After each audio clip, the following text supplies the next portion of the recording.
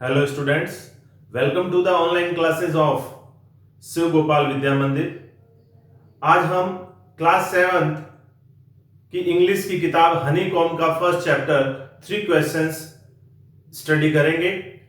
यह चैप्टर एक राजा के ऊपर बेस्ड है जिसको 3 प्रश्नों के जवाब चाहिए होते हैं। तो वो इन 3 प्रश्नों के जवाब कहां से प्राप्त करता है या उसे उन 3 प्रश्नों के जवाब कैसे प्राप्त होते हैं, वो हम इस चैप्टर में स्टडी करेंगे। बहुत ही इंटरेस्टिंग स्टोरी है, तो चलिए शुरू करते हैं। The thought came to a certain king that he would never fail if he knew 3 things. राजा के मन में एक विचार आया कि यदि ये 3 चीजें या इन 3 प्रश्नों के जवाब अगर मेरे पास हो जाए या मुझे मिल जाए तो मुझे और जिंदगी में कुछ नहीं चाहिए, यानी कि मैं सब कुछ हासिल कर लूंगा। तो वो 3 चीजें कौन सी थी, वो 3 सवाल कौन से थे, ये देखिए आप बोर्ड पे। What is the right time to begin something, मतलब किसी कार्य को शुरू करने का सही समय क्या होना चाहिए।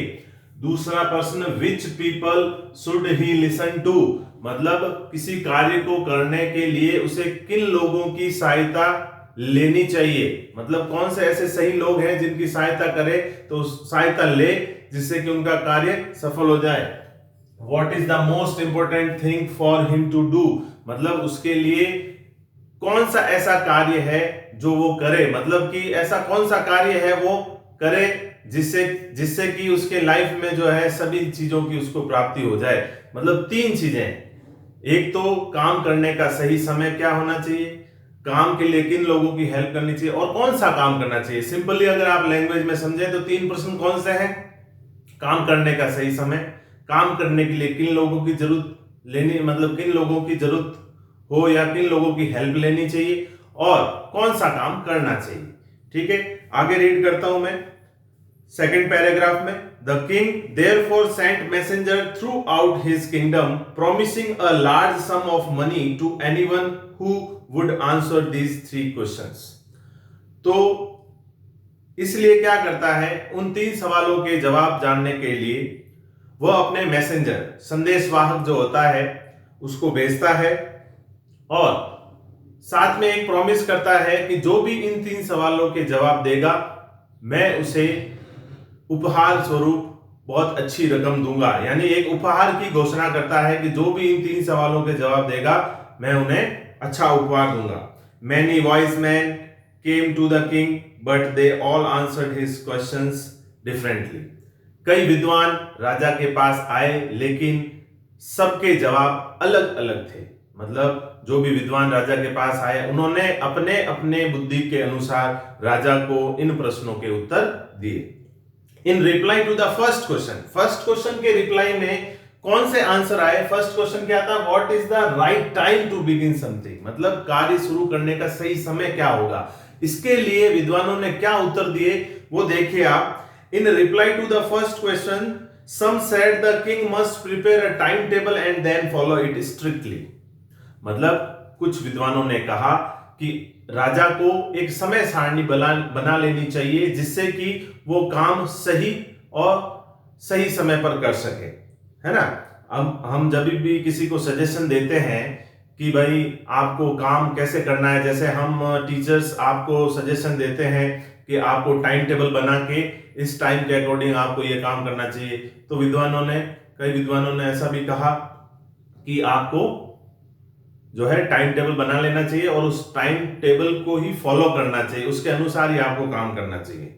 ठीक है, only in this way they said could he do everything at his proper time, other said that it was impossible to decide in advance the right time for doing something. कुछ विद्वानों ने कहा कि ये पहले से डिसाइड करना कि कौन सा काम किस समय पर करना है ये मुमकिन नहीं है।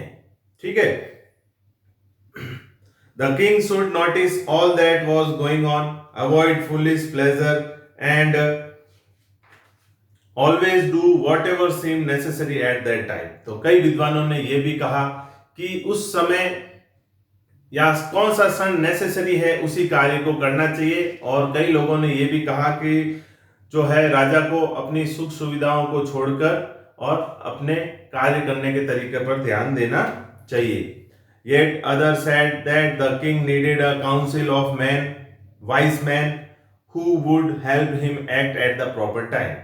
और किसी विद्वान ने यह भी कहा कि राजा को एक काउंसिल यानी एक सभा या एक समिति बना लेनी चाहिए जिसमें बड़े बड़े विद्वान हों जो राजा को समय समय पर बताते रहे कि आपको किस समय पर कौन सा कार्य करना है। This was because one man would find it impossible to decide correctly. ये इसलिए समिति की जरूरत इसलिए क्योंकि एक आदमी ये डिसाइड नहीं कर सकता कि उसको कौन से समय में कौन सा काम करना है। Without help from other, the right time for every action. But then others said that there were some things which could be urgent. These things could not wait for the decision of the council. अब किसी और विद्वान ने कहा कि कई ऐसे urgent यानी कि मुख्य कार्य होते हैं जो हमें त्वरित लेने पड़ते हैं, हाथों हाथ उनका करना पड़ता है, उसको किसी के मतलब बताने की जरूरत नहीं होनी चाहिए कि आप किसी के जवाब का इंतजार करेंगे उसके बाद में हम कार्य करेंगे। तो उसमें काउंसिल का कोई लेना देना नहीं है, समिति का कोई लेना देना नहीं है। In order to decide the right time for doing something, it is necessary to look into the future.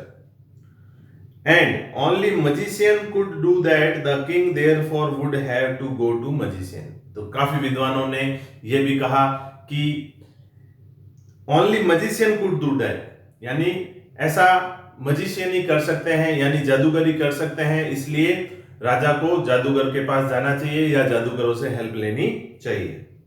In their answers to the second question, अब दूसरे प्रश्न के जवाब के लिए some said that the people most necessary to the king were his counselors.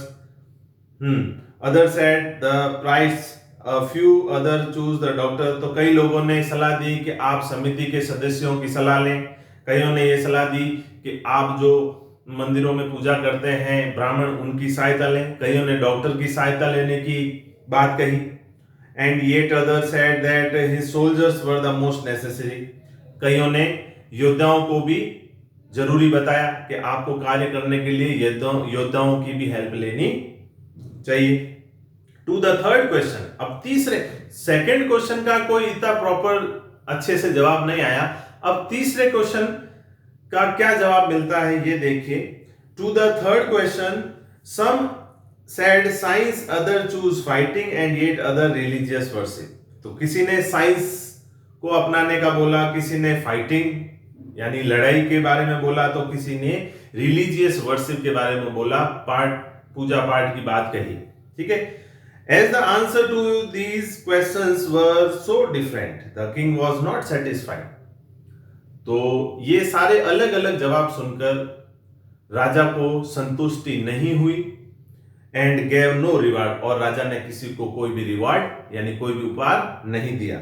Instead इसके बावजूद ही decide to seek the advice of a certain hermit.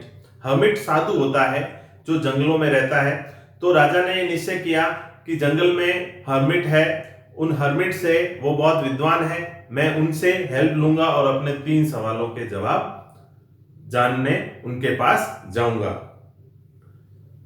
The hermit lived in a wood which he never left. He saw no one but simple people, and so the king put on ordinary clothes. Hermit जो है वो एक छोटे से जंगल में रहते हैं और बहुत ही सिंपल है। तो राजा ने भी साधारण वेश धारण कर लिए, अपने जो कपड़े थे, जो राजशाही जो पोशाक थी उसको उतार दिया और एक साधारण मनुष्य की तरह अपने वस्त्र धारण कर लिए। Before he reached the hermit's hut, the king left his horse with his bodyguard and went on alone. साधु की झोपड़ी से कुछ दूरी पहले राजा ने अपने घोड़े को अपने बॉडीगार्ड्स यानी कि जो रक्षक हैं उनके हवाले कर दिया और खुद पैदल चल दिए उस साधु की झोपड़ी की ओर। As the king came near the hermit hut, he saw the hermit digging the ground in front of his hut.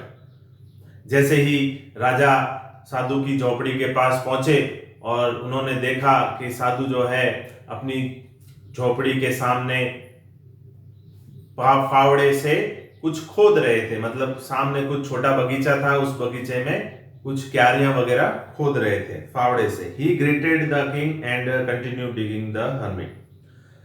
साधु ने राजा के सामने सर हिलाया, ग्रीट करते हैं कोई आता है तो एक नॉर्मल से ऐसे सर हिलाकर उसको ग्रीटिंग किया और वापस साधु अपने काम में लग गए। The hermit was old and weak. Hermit बहुत ही वृद्ध थे, बहुत ही बूढ़े थे और बहुत ही कमजोर थे। And as he worked he breathe heavily. जैसे जैसे वे काम कर रहे थे बहुत भारी सांस से भर रहे थे, वो हाफ रहे थे, ठीक है। ब्रीथ हैवीली यानी कि हाफना, मतलब काम करते हुए हाफना, क्योंकि वो वृद्ध भी थे और कमजोर भी थे।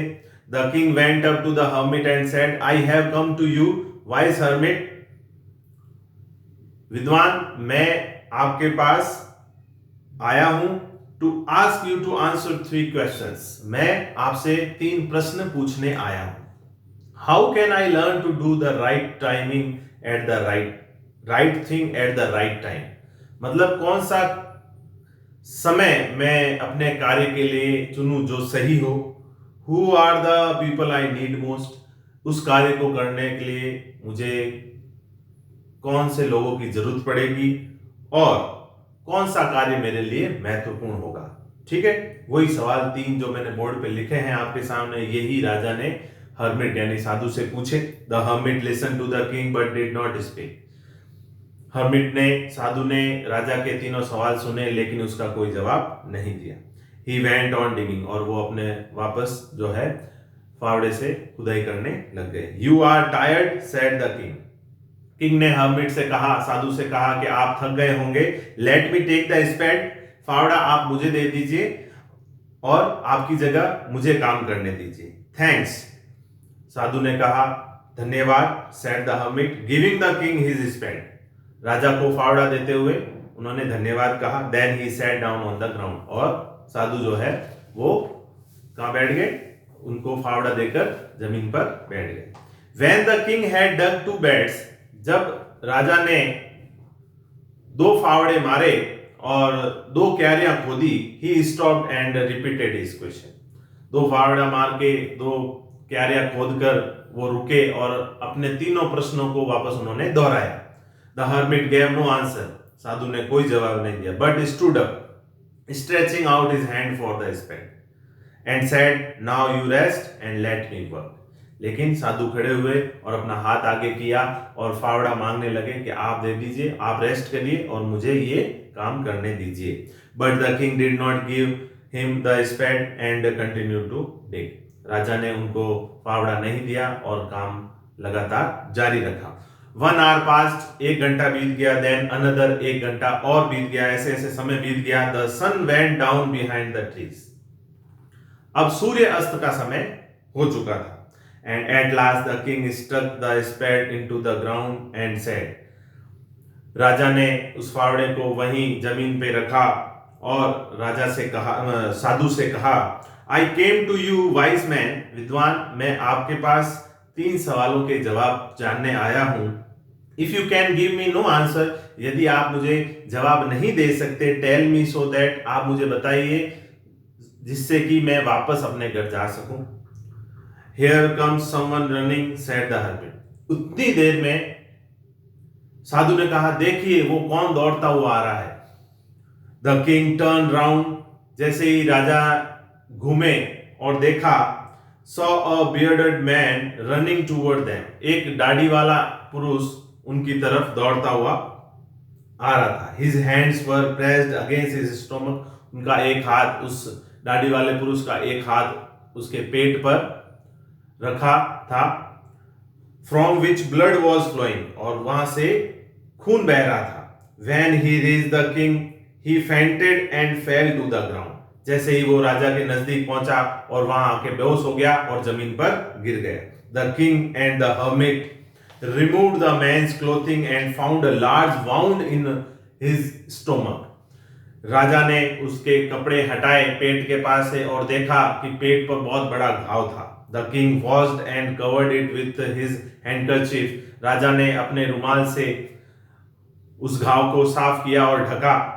But the blood would not stop flowing, और लेकिन तो भी उसका खून बहना बंद नहीं हो रहा था। The king redress the wound until at last the bleeding stop. राजा ने यह कार्य जब तक किया, मतलब उसके घाव को जब तक ढके हुए रखा, जब तक साफ किया, जब तक उसका खून बहना बंद ना हो जाए। The man felt better and asked for something to drink.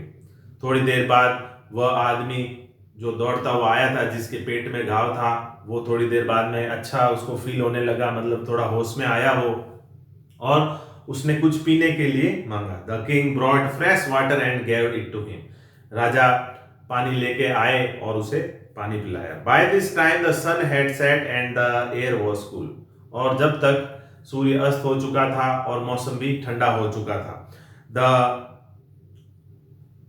King with the hermit's help carried the wounded man into the hut and laid him on the bed.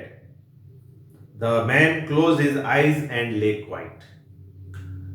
साधु की सहायता से राजा ने उस आदमी को झोपड़ी के अंदर ले जाकर बेड पे, बिस्तर पे लेटा दिया, और उस घाव की वजह से या उसकी तबीयत सही नहीं होने की वजह से उस पुरुष को नींद आ गई।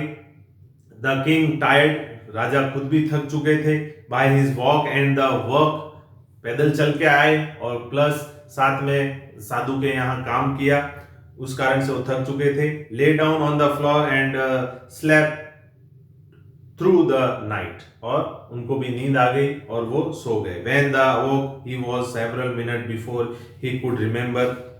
उठने से पहले उनको कुछ आवाज सुनाई दी, जिसमें वो आदमी कुछ उनसे बोलने की कोशिश कर रहा था।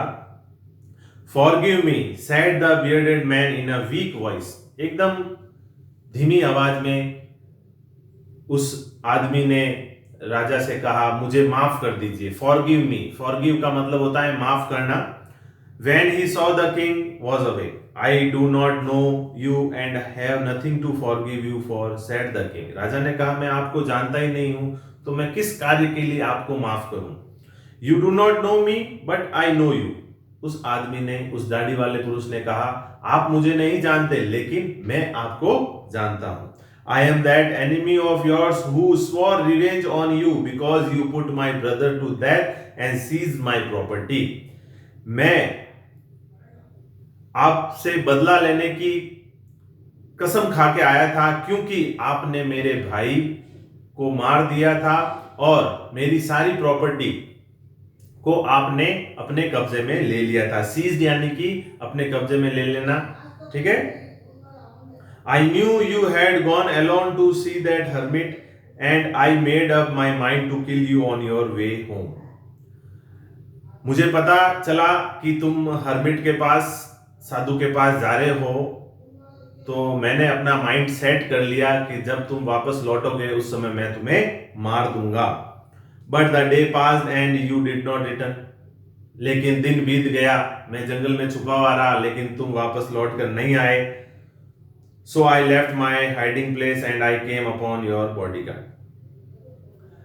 मैंने अपना जिस जगह मैं छुपा था वो जगह छोड़कर मैं आगे बढ़ा, और तुम्हारे बॉडीगार्ड्स यानी तुम्हारे अंगरक्षकों ने मुझे देख लिया और उन्होंने मुझे घायल कर दिया। I escaped from him, मैं वहां से जैसे तैसे निकल आया।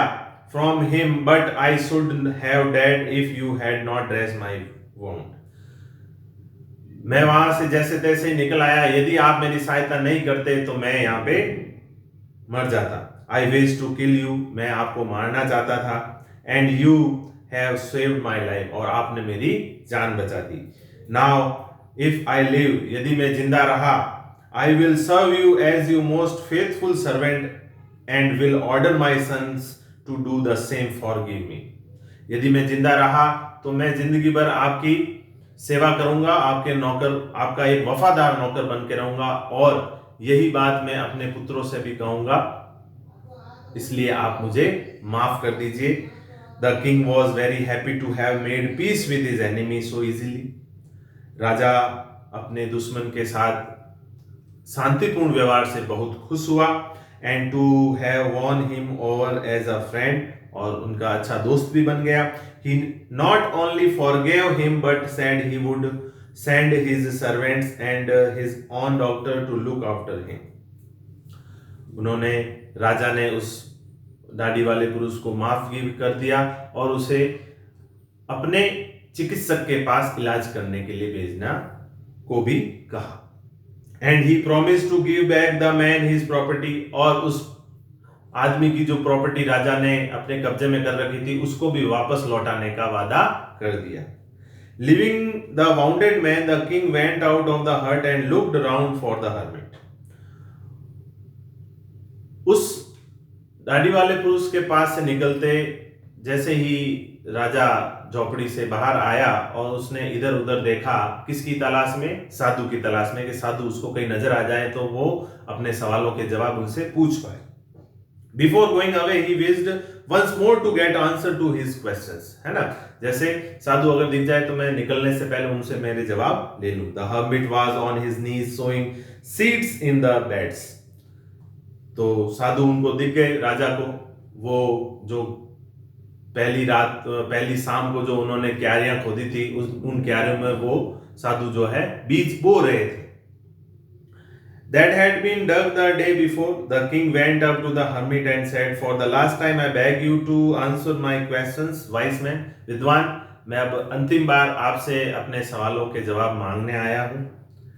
प्लीज कृपया करके आप मुझे उनके जवाब दे दीजिए. You have already been answered. साधु ने कहा कि तुम्हें जवाब मिल गए हैं, तुम्हें जवाब मिल चुके हैं. Said the hermit, still bending down on the ground and looking up at the king as he stood before him. ठीक है. तो साधु ने राजा से कहा कि आपको अपने प्रश्नों के उत्तर मिल चुके हैं. How have I been answered? What do you mean? आपका क्या मतलब है? राजा अचंभित हो गया कि भाई मुझे तो ऐसा कोई जवाब मिला नहीं, तो कौन सा जवाब मिल गया? आप क्या कहना चाहते हैं? कौन से जवाब? Do you not see? तुमने नहीं देखा? Replied the hermit. If you had not pitied my weakness yesterday and had not dug these beds for me, you would have gone away. यदि तुम मेरी वृद्धता यानी मेरे बुढ़ापे और मेरी कमजोरी को देखे बिना और इस क्यारियों को खोदे बिना यहां से चले जाते तो तुम ये सारी चीजों को नहीं जान पाते. Then that man would have attacked you and you would have wished you had stay with me. यदि आप यहां से चले जाते तो क्या होता कि वो आदमी आपके ऊपर अटैक कर देता, है ना. तो इसलिए आप मेरे पास रुके तो आपकी जान बच गई. So the most important time was when you were digging the beds. तो सबसे महत्वपूर्ण समय कौन सा था? पहले सवाल का जवाब देखिए. What is the right time to begin something? किसी कार्य को शुरू करने का सही समय क्या होना चाहिए? तो वो सही समय साधु ने बताया, वही सही समय था जिस समय तुमने मेरे ऊपर लाचारी खाकर, मेरी वृद्धावस्था और मेरी कमजोरी को देखते हुए तुमने मेरी क्यारियां खोदी, जिससे कि तुम्हारा समय यहाँ व्यतीत हुआ और तुम यहाँ बिजी हो गए, तुम्हें वापस जाना नहीं पड़ा और उसी कारण से तुम्हारी जान बच गई. I was the most important man. मैं ही वो मोस्ट इंपोर्टेंट मैन हूं. तो दूसरा सवाल क्या था? Which people should he listen to? मतलब उसे किन लोगों की हेल्प लेनी चाहिए काम करने के लिए? तो साधु ने कहा कि अभी के लिए, इसी क्षण के लिए मैं ही वो आपके लिए वो महत्वपूर्ण इंसान हूं जिसके लिए आपने हेल्प ली है. आपने हेल्प जिस पुरुष के लिए, वो पुरुष मैं ही हूं. I was the most important man and to do me good was your most important business. Afterward, when the man ran to us, the most important time was when you were caring for him. तो सही क्षण वही था कि वो आदमी हमारे पास दौड़ते हुए आया और हमने उसकी देखभाल की. Because if you had not dressed his wound, he would have died without having made peace with you. यदि आप उसकी देखभाल नहीं करते, उसके घाव को साफ कर सही नहीं करते, तो वो आपसे दोस्ती करे बिना ही मर जाता और वो आपका मतलब लाइफ टाइम तक वो आपका शत्रु ही रहता. भले ही आप उसको नहीं जानते हो कि वो आपका शत्रु है या कौन और, लेकिन वो आपसे दोस्ती करे बिना ही मर जाता. So he was the most important man. वो भी आपके लिए एक इंपॉर्टेंट मैन है, एक महत्वपूर्ण इंसान है वो आपकी लाइफ में। And what you did for him was your most important business. कार्य कौन सा करना चाहिए, लास्ट वाला question, what is the most important thing for him to do. अब राजा को कौन सा काम करना चाहिए जो अच्छा रहे, तो काम वही था कि वो बंदा दौड़ते हुए आया, दाढ़ी वाला जो पुरुष था दौड़ते हुए आया और उसकी सहायता करी, आपने उसको केयर किया, उसका संभाला, तो उसकी जान बचाई। वही आपका बिजनेस था। बिजनेस यानी कार्य, वही सबसे महत्वपूर्ण कार्य था। तो तीनों सवालों के जवाब आपको मिल गए हैं। What is the right time to begin something, ठीक है, which people should he listen to, and what is the most important thing for him to do. Remember that there is only one time that is important and that time is now। और साधु ने राजा से यह भी कहा कि सुनिए, जो महत्वपूर्ण समय होता है वो यही क्षण होता है। मतलब जो आपका वर्तमान का जो क्षण है, जो आप जी रहे हैं, वही आपका सही समय है कार्य करने का। It is the most important time because it is the only time we have any power to act. क्योंकि इसी क्षण हमारे पास सभी पावर होते हैं किसी कार्य को करने के लिए, तो सारी क्षमताएं हमारे पास उपलब्ध होती है।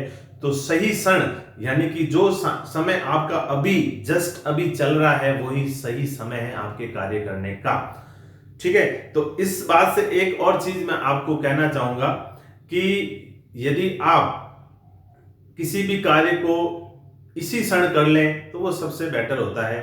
कहते हैं ना, काल करे सो आज कर, आज करे सो अब, तो वो नाउ, NOW, नाउ उसी वर्ड के लिए आया। तो यही क्षण है आपके सही कार्य करने का, ठीक है।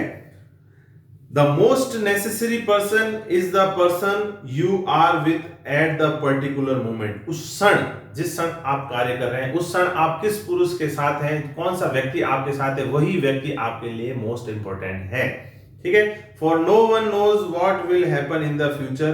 किसी को कुछ पता नहीं है भविष्य में क्या होने वाला है। And whatever we will meet anyone else, हम फ्यूचर में उनसे मिलेंगे कि नहीं, जीवित रहेंगे कि नहीं। The most important business is to do that person good because we were sent into this world for that purpose alone. क्योंकि हमें यह सारा काम जो है अपने ऊपर लेकर ही करना होता है, ठीक है। तो इसी के साथ ये स्टोरी यहीं पे खत्म होती है। आशा करता हूं कि आप सबको ये कहानी अच्छे से समझ में आ गई होगी। तो नेक्स्ट सेशन में, नेक्स्ट जब भी आपका ये इस क्लास का वीडियो बनेगा, उसमें हम इस चैप्टर के क्वेश्चन आंसर्स को डिस्कस करेंगे। यदि आपको इस चैप्टर में कोई भी प्रॉब्लम होती है तो आप स्कूल के व्हाट्सएप नंबर पे इसका सॉल्यूशन